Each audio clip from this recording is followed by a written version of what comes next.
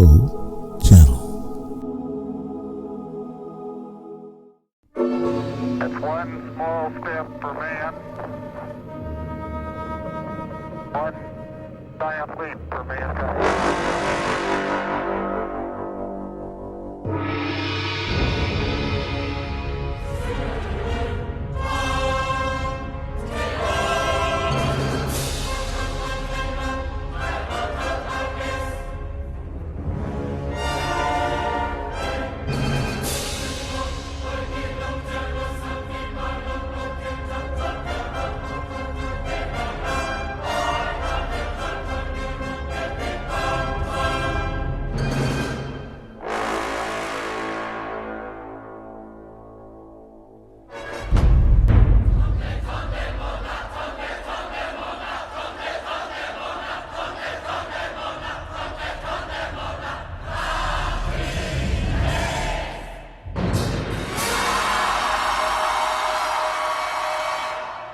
We have an unidentified flying object.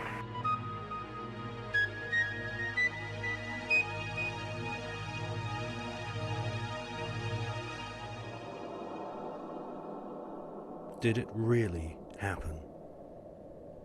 Did man really walk on the moon, just as Kennedy had challenged NASA to do?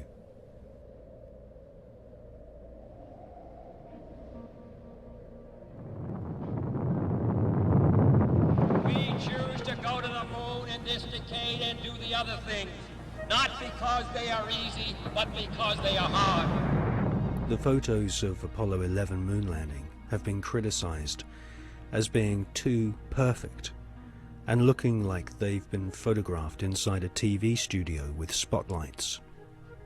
Bill Casing is an ex-Rocketdyne engineer who points out that there should be a blast crater underneath the lunar module, but there isn't.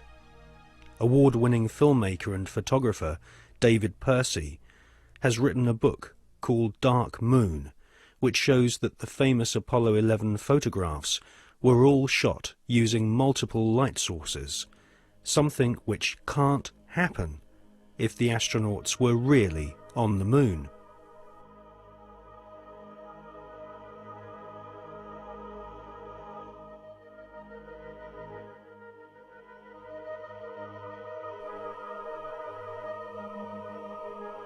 Jim Collier, an American investigator, has pointed out that the lunar module was far too small for two astronauts in full spacesuits to maneuver around inside. Jim Collier also believes that some of the footage showing the lunar module blasting off from the moon's surface has been filmed using a rotating model, just like the special effects techniques Hollywood blockbusters use today.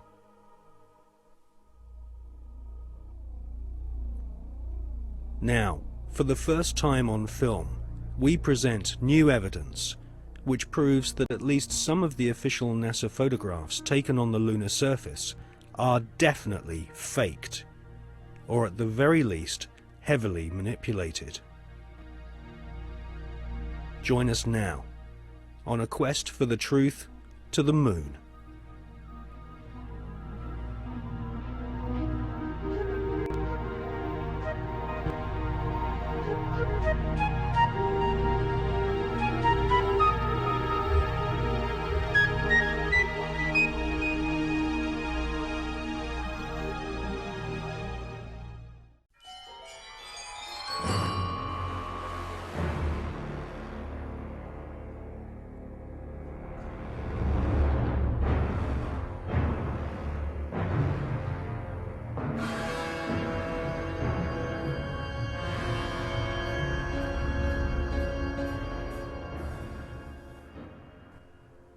In this film, we shall not only prove beyond all reasonable doubt that many of the official NASA images of lunar exploration are fake, but we shall also examine the motives for the biggest lie put before the world. Why did NASA repeatedly fake lunar images and photographs? Why did NASA stage lunar expeditions which did not happen? The answer will surprise you. It can be summarized in just two words: money and UFOs.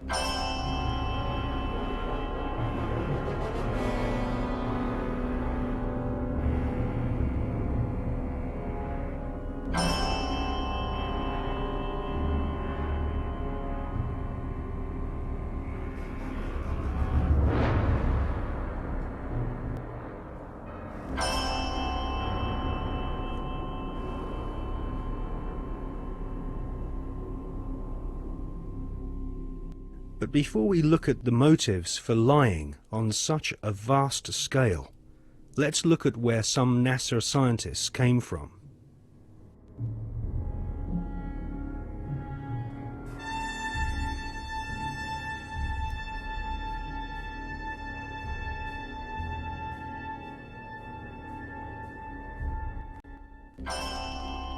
Peenemünde, Nazi Germany.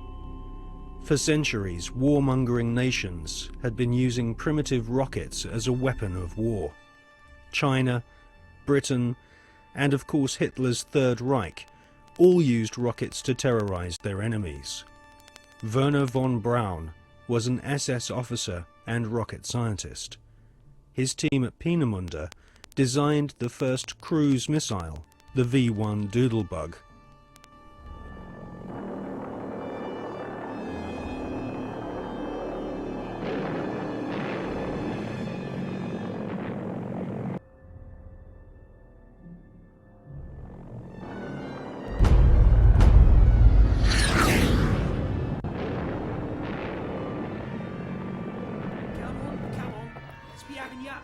Come on!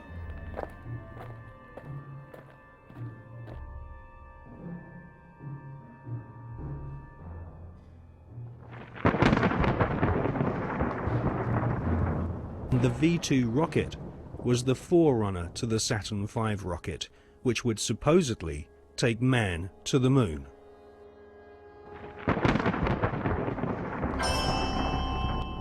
At the end of World War II, the American government were desperate to get hold of the Nazi rocket weapons, which had wrought havoc on the innocent people of Britain.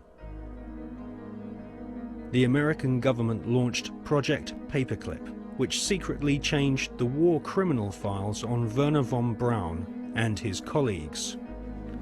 Files which described these SS officers as an ardent Nazi were changed to read "not an ardent Nazi."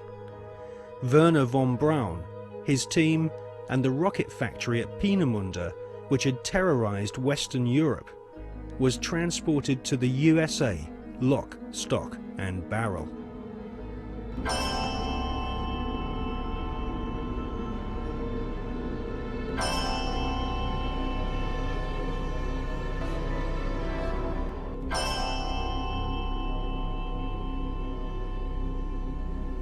It soon became clear that the Nazis had a secret space program at Peenemünde and Nordhausen. The Hannibal craft utilized alternative propulsion systems such as vril power, possibly back-engineered from recovered crashed flying saucers.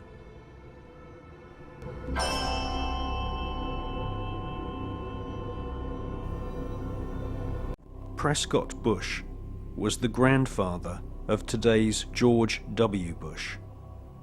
Whilst working with the Bank of America and the Jewish Warburg brothers in Wall Street, Prescott Bush helped arrange vast loans to the Third Reich. The Third Reich's space scientists used Jewish prisoners as slaves to build gigantic underground bases and manufacture the V-2 rocket, which would terrorize Europe during 1944 and 1945. At Nordhausen and other sites in Germany and Austria, Werner von Braun and his team of Nazi SS engineers built vast laboratories and rocket factories. The interior of an entire mountain was excavated to accommodate a secret space facility which was no less than 1 million square feet. It was here at Nordhausen, in top-secret underground bases, that a huge number of experimental rocket ships and circular flying discs were developed.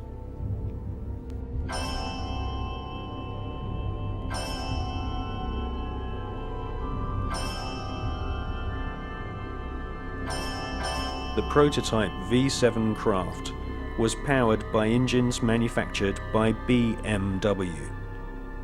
The V7 used 12 BMW 028 engines, which were powered with helium.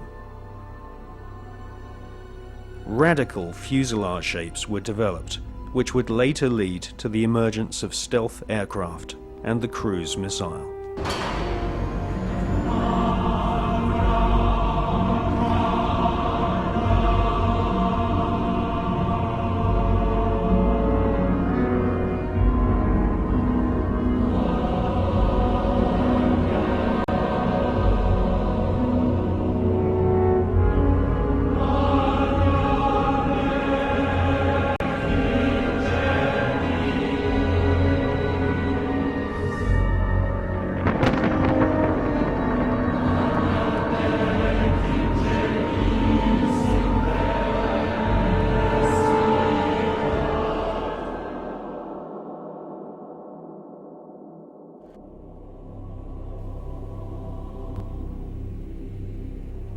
Wernher von Braun and his team closely studied photographs of UFOs which had been photographed in Germany, Austria, Switzerland, and Russia.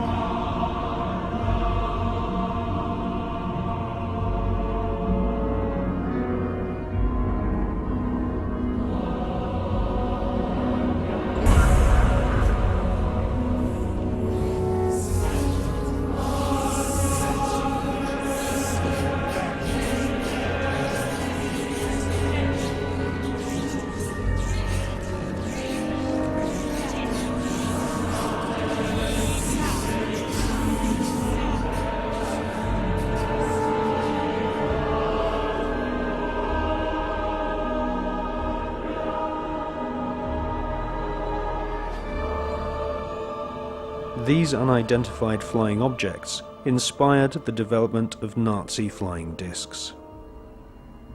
After World War II, the underground base at Nordhausen was rebuilt in the Mojave Desert, a place we now know as Area 51. A tremendous sighting took place, and I'm just completely baffled right now. So is Mr. Anthony Hilder. Example of one of the many objects seen regularly in Las Vegas. Very bright object, just basically hovering over Las Vegas, 5:30 p.m. Cylindrical object, a craft. We believe it could be some kind of an observation platform.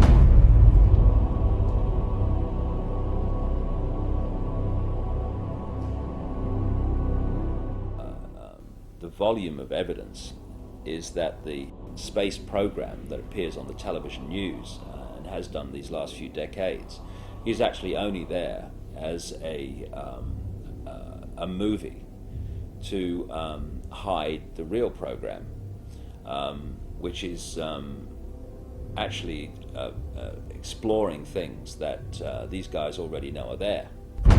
There's this secret agenda in which advanced knowledge that people in general never hear is passed on to the chosen ones that are chosen to have this information and to move it through the generations.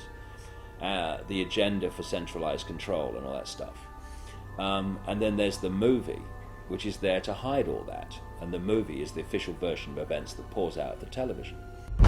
They're being sold a cover story to hide what's really going on, not just in terms of the space program, but in every area of our lives. I mean, what is the more classic and obvious cover story than weapons of mass destruction, we've got to go and get them? And clearly, you know, we see it was a cover story now. If you had a brain, you could see it was before. I've said in my latest book, Tales from the Time Loop, that we're looking at the Fourth Reich. And then I put under that brackets, or a continuation of the Third, which never ended. People have no idea in the general population, because no one tells them, of the fundamental connections between the Nazis. The people now think, oh yeah, the Nazis have gone, and the American administration. First of all, the Nazis were funded out of Britain and America. Why is it that they were taking their wages home in wheelbarrows during the Weimar Republic? Germany was in economic catastrophe. A few short years later, they have a war machine that's taking on the world. How did this come about? Anyone else? Well, let's ask the Bush family. Because, and this is not just me, other researchers have come up with this, and a guy called John Loftus, who is he runs the Holocaust Museum in Florida, that Prescott Bush, who is the grandfather of the present president, he was a major executive of the Harriman Empire in America. And they had a company called the Union Banking Corporation, the UBC, which interfaced with the banking and steel empire in Europe of a guy called Fritz Thyssen, who was named at places like the Nuremberg trial and elsewhere as a major funder of Adolf Hitler and the Nazis. And what Prescott Bush, who was the key executive in the Union Banking Corporation, was doing was funneling money and other resources through the UBC into Thyssen's empire, and then it went to the Nazis, and that's where the war machine came from, also through the Bank of England. Only yesterday, every business, every profession was part of Hitler's system. The doctors, technicians, clockmakers, postmen. Practically every German was part of the Nazi network. They believed they were born to be masters, that we are inferiors, designed to be their slaves. A number of companies in which Prescott Bush was involved in were closed down during the Second World War under the Trading with the Enemies Act. William S. Farish, whose grandson is now Bush's ambassador to Britain, William S. Farish III, very close friend and horse interbreeder with the Queen of England. His grandfather, William S. Farish, was president of Standard Oil, the Rockefeller Oil Company, when it was exposed as supplying the Nazis with oil during the Second World War, while they were supposedly in conflict with America.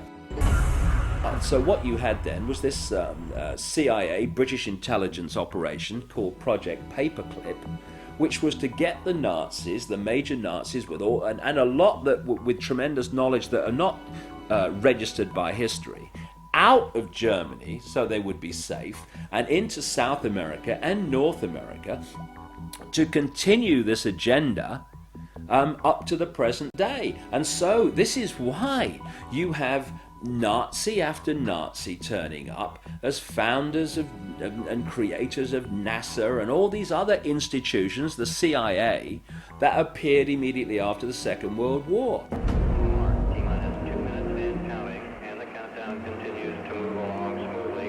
Now in the terminal countdown portion, we're standing by now to begin pressurization of the fuel tank. The second stage fuel tank pressurized, third stage fuel tank pressurized.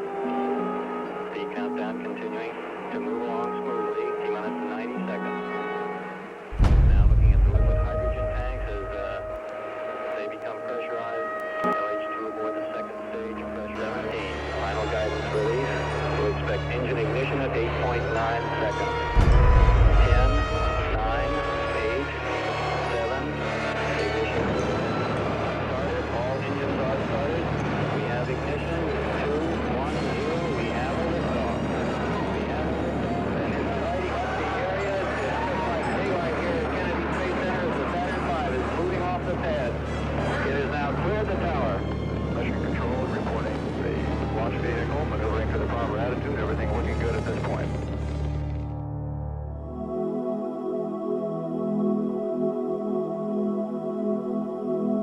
We'd like to ask for your input. Share your opinion and expertise with us in the comments after watching the video. If you're a subscriber, you'll always get a heart from us as a small thank you, and we'll pin your important post to the top where everyone will read it first. Just make sure you've already subscribed, like the video, and mention both at the beginning of your comment.